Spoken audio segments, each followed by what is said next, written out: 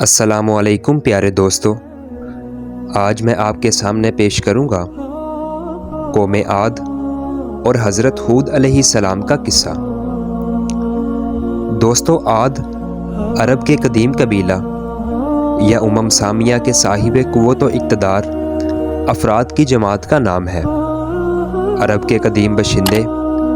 کثرت افراد و قبائل کے اعتبار سے ایک باعظمت و سطوت جماعت کی حیثیت میں تھے، جو عرب سے نکل کر شام، مصر اور بابل کی طرف بڑھے اور وہاں زبردست حکومتوں کی بنیادیں قائم کی۔ دوستو، عاد کا زمانہ تقریباً 2000 قبل حضرت مسیح علیہ السلام مانا جاتا ہے، اور قرآن عزیز میں عاد کو من بعد قوم نوح کہہ کر قوم نوح علیہ السلام کے خلفاء میں شمار کیا ہے۔ اس سے بھی یہی ثابت ہوتا ہے کہ شام کی دوبارہ آبادی کے بعد سامیہ کی ترقی عاد ہی سے شروع ہوتی ہے۔ دوستو، عاد کا مرکزی مقام ارض احقاف ہے۔ یہ حضرموت کے شمال میں اس طرح واقع ہے کہ اس کے مشرق میں عمان اور شمال میں رب الخالی ہے، مگر آج یہاں ریت کے ٹیلوں کے سوا کچھ نہیں ہے، اور بعض مورخین کہتے ہیں کہ ان کی آبادی عرب کے سب سے بہترین حصہ حضرموت اور یمن میں خلیج فاحل کے ساحل سے حدود عراق تک وسیع تھی، اور یمن ان کا دارالحکومت تھا۔ دوستو، عاد بت پرست تھے اور اپنے سے پچھلی قوم نوح علیہ السلام کی طرح صنم پرستی اور صنم تراشی میں ماہر تھے۔ تاریخ قدیم کے بعض ماہرین کہتے ہیں ان کے معبود باطل بھی قوم نوح علیہ السلام کی طرح ود، سوا، یغوث، یعوق اور نصر ہی تھے۔ دوستو، عاد اپنی مملکت کی سطوت و جبروت، جسمانی قوت و صولت کے غرور میں ایسے چمکے کہ انہوں نے اللہ واحد کو بالکل بلا دیا اور اپنے ہاتھوں کے بنائے ہوئے بتوں کو اپنا معبود مان کر ہر قسم کے شیطانی اعمال بے خوف و خطر کرنے لگے۔ تب اللہ تعالیٰ نے انہی میں سے ایک پیغمبر حضرت ہود علیہ السلام کو مبعوث فرمایا۔ دوستو، حضرت ہود علیہ السلام سب سے زیادہ معزز شاخ خلوع کے ایک فرد تھے۔ سرخ و سفید رنگ اور وجیہہ تھے، ان کی داڑھی بڑی تھی۔ انہوں نے اپنی قوم کو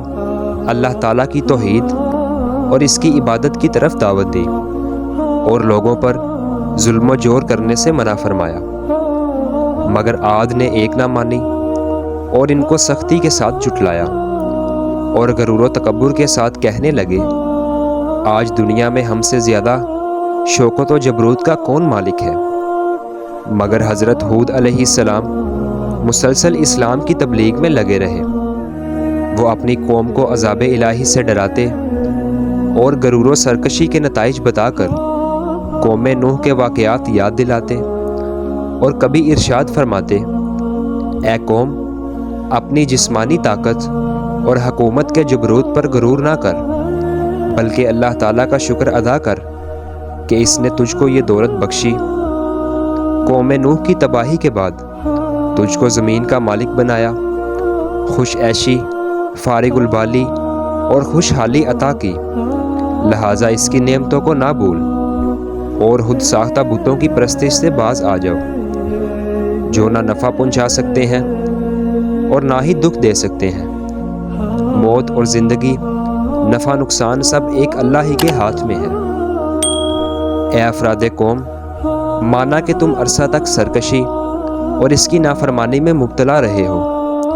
مگر آج بھی اگر توبہ کر لو اور باز آ جاؤ تو اس کی رحمت وسیع ہے اور توبہ کا دروازہ بند نہیں ہوا۔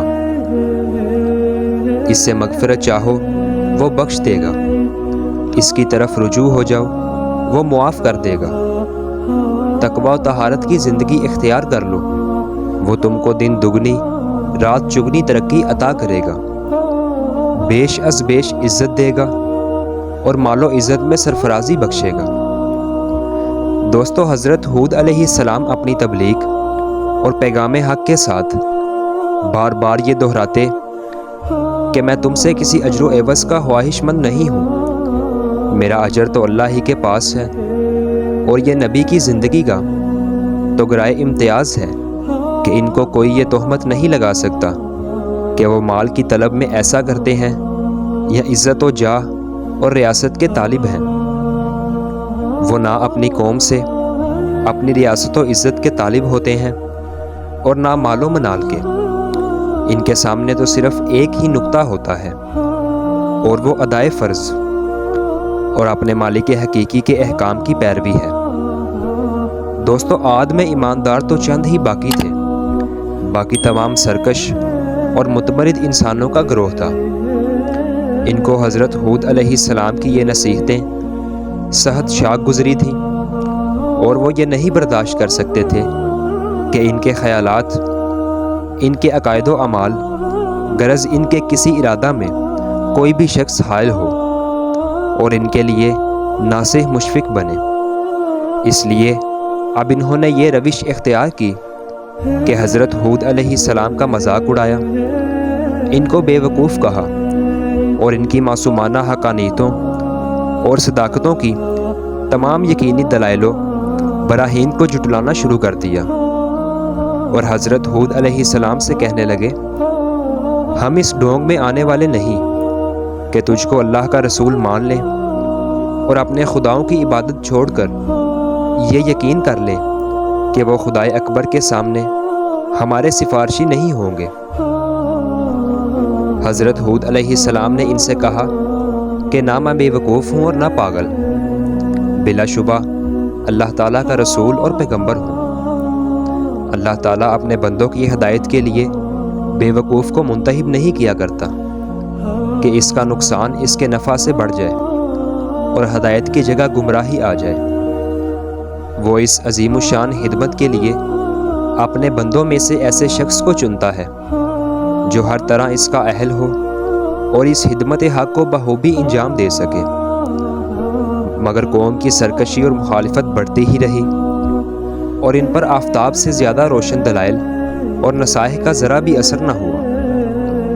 اور وہ حضرت ہود علیہ السلام کی تکذیب و تضلیل کے اور زیادہ درپے ہو گئے، اور مجنون اور خبتی کہہ کر اور زیادہ مذاق اڑانے لگے، اور کہنے لگے، اے ہود علیہ السلام، جب سے تو نے ہمارے معبودوں کو برا کہنا اور ہم کو ان کی عبادت سے باز رہنے کی تلقین شروع کی ہے، ہم دیکھتے ہیں کہ اس وقت سے تیرا حال خراب ہو گیا ہے، اور ہمارے خداؤں کی بد دعا سے تو پاگل و مجنون ہو گیا ہے، تو اب ہم اس کے علاوہ تجھ کو اور کیا سمجھیں۔ دوستو، ان کو اپنی اس گستاخانہ جرأت و تہمت سے یہ خیال ہو چکا تھا کہ اب کوئی بھی شخص حضرت ہود علیہ السلام کی طرف دھیان نہ دے گا اور ان کی باتوں کو توجہ سے نہ سنے گا۔ حضرت ہود علیہ السلام نے یہ سب کچھ نہایت ضبط و صبر سے سنا، اور پھر اپنی قوم سے یوں مخاطب ہوئے، میں اللہ کو اور تم سب کو گواہ بنا کر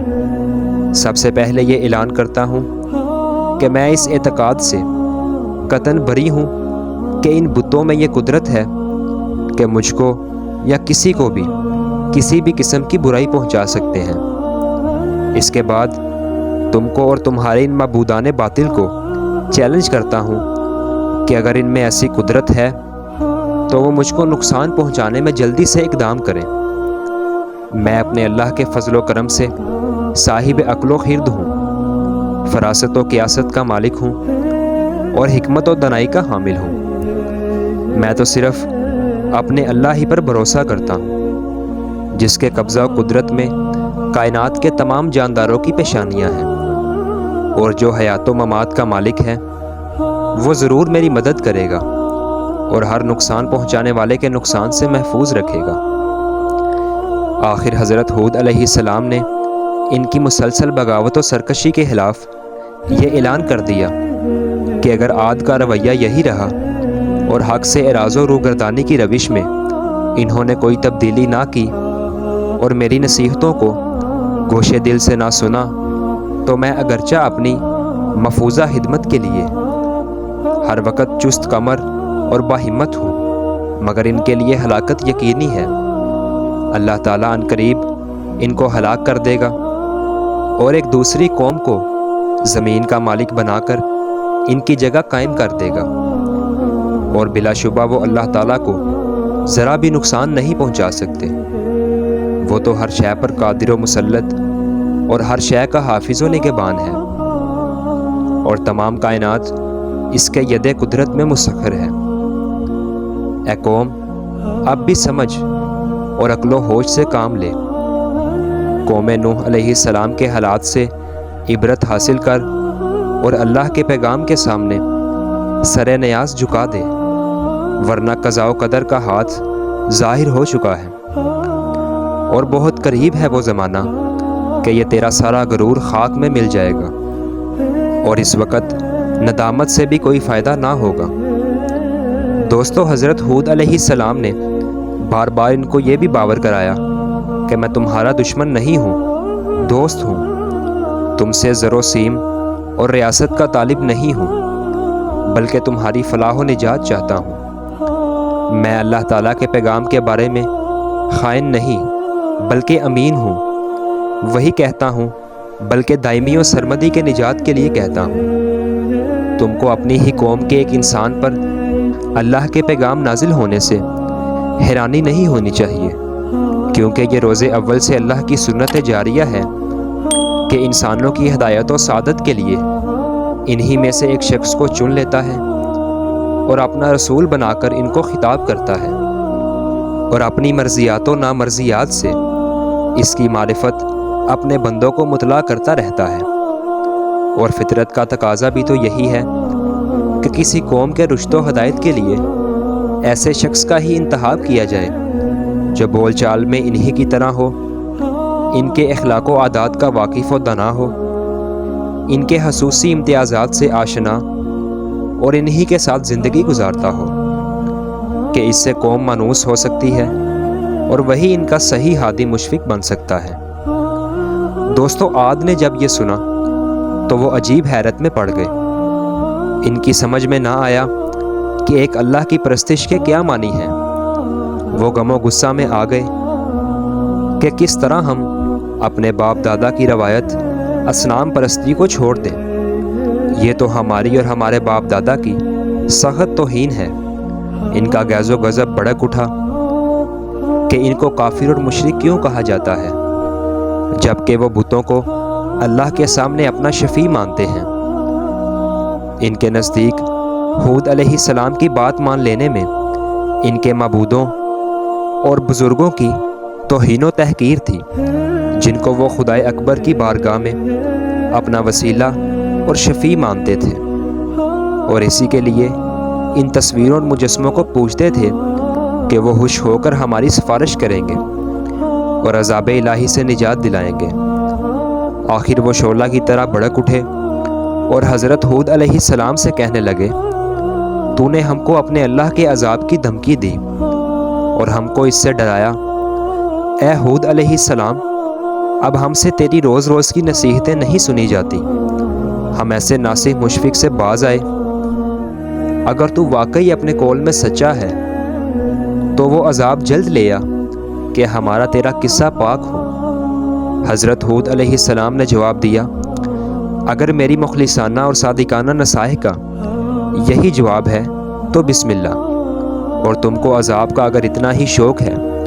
تو وہ بھی کچھ دور نہیں۔ تم کو شرم نہیں آتی کہ تم چند خود ساختہ بتوں کو ان کے نام گھڑ کر پکارتے ہو؟ تم اور تمہارے باوجداد ان کو اللہ کی دی ہوئی دلیل کے بغیر من گھڑت طریقہ پر ان کو اپنا شفیع اور سفارشی مانتے ہو، اور میرے روشن دلائل سے انحراف اور سرکشی کر کے عذاب کے طالب ہوتے ہو۔ اگر ایسا ہی شوق ہے تو اب تم بھی انتظار کرو، اور میں بھی انتظار کرتا ہوں کہ وقت قریب آ پہنچا ہے۔ الحاصل، قوم عاد کی انتہائی شرارت و بغاوت اور اپنے پیغمبر کی تعلیم سے بے پناہ بغض و عناد کی پاداش عمل اور قانون جزا کا وقت آ پہنچا، اور غیرت حق حرکت میں آئی، اور عذاب الہی نے سب سے پہلے خشک سالی کی شکل اختیار کی، اور جب عاد سخت گھبرائے، پریشان ہوئے اور عاجز و درماندہ نظر آنے لگے تو حضرت ہود علیہ السلام کو جوش ہمدردی نے اکسایا اور مایوسی کے بعد پھر ایک مرتبہ ان کو سمجھایا کہ راہ حق اختیار کر لو، میری نصیحتوں پر ایمان لے آؤ کہ یہی نجات کی راہ ہے، دنیا میں بھی اور آخرت میں بھی، ورنہ تم لوگ بہت پچھتاؤ گے۔ لیکن بدبخت و بد نصیب قوم پر ذرا بھی اثر نہ ہوا، بلکہ بغض و عناد اور دوبالا ہو گیا۔ دوستو، اس وقت ہولناک عذاب نے ان کو آ گھیرا۔ 8 دن اور 7 راتیں پہم تیز و تند ہوا کے طوفان اٹھے اور ان کو ان کی آبادی سمیت تہ و بالا کر کے رکھ دیا۔ تنو مند اور قوی ہیکل انسان جو اپنی جسمانی قوتوں کے گھمنڈ میں سرمست و سرکش تھے، اس طرح بے حس و حرکت پڑے نظر آتے تھے جس طرح آندھی سے تناور درخت بے جان ہو کر گر جاتا ہے۔ غرض ان کو صفا ہستی سے مٹا دیا گیا تاکہ آنے والی نسلوں کے لیے عبرت بنے، اور دنیا و آخرت کی لعنت اور عذاب ان پر مسلط کر دیا گیا کہ وہ اس کے مستحق تھے۔ لیکن حضرت ہود علیہ السلام اور ان کے مخلص پیروان اسلام اللہ کی رحمت و نعمت سے عذاب الہی سے محفوظ رہے اور سرکش قوم کی سرکشی اور بغاوت سے مامون ہو گئے۔ دوستو، یہ ہے عاد اولیٰ کی وہ داستان جو اپنے اندر عبرت حاصل کرنے والوں کے لیے بے شمار نصائح رکھتی ہے اور اللہ کے احکام کی تعمیل اور تقوی و طہارت کی زندگی کی جانب دعوت دیتی ہے۔ شرارت، سرکشی اور اللہ کے احکام سے بغاوت کے انجام بد سے آگاہ کرتی اور وقتی خوش عیشی پر گھمنڈ کر کے نتیجہ کی بدبختی پر مذاق اڑانے سے ڈراتی اور باز رکھتی ہے۔ اللہ پاک کی کروڑوں رحمتیں ہوں حضرت ہود علیہ السلام پر اور ان کی راہ چلنے والوں پر۔